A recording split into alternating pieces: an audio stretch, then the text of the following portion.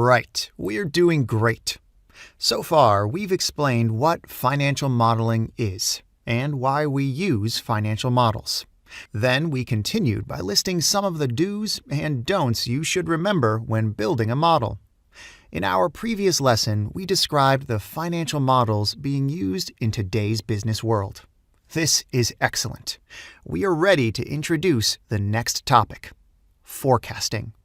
The next lessons will be about forecasting financials. We will talk about the right level of detail your forecasts should have, how to approach the forecasting exercise per se, and how to forecast specific P&L and balance sheet items. Great! What is the right level of detail that a financial model should have? Usually, in corporate finance, we can distinguish between short-term and long-term planning. Short-term planning is a firm's budget, which is based on a chart of accounts with line items for each department.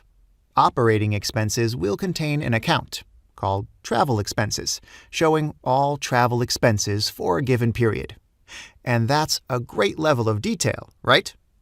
The truth is, you can't plan for the travel expenses in year 3 and 4, not to mention year 10. This reveals an important fact. There's too much detail in the budget to use its structure for forecasting purposes. Such a great level of detail increases the overall workload immensely without improving forecasting precision. In reality, small variables don't matter when looking at a 5 or 10-year forecast. What matters is totals like revenues, gross profit and EBITDA margins, number of employees, CapEx, working capital terms, and debt repayment schedules. You can't plan for travel expenses in year 5, and fortunately, you don't have to. Make sure your numbers are solid in terms of logical flow, but don't forecast every account.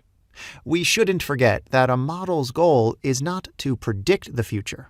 It is a tool that shows us what needs to happen for a certain result to be obtained, and a decision-making tool that allows us to make decisions based on several possible states of the world.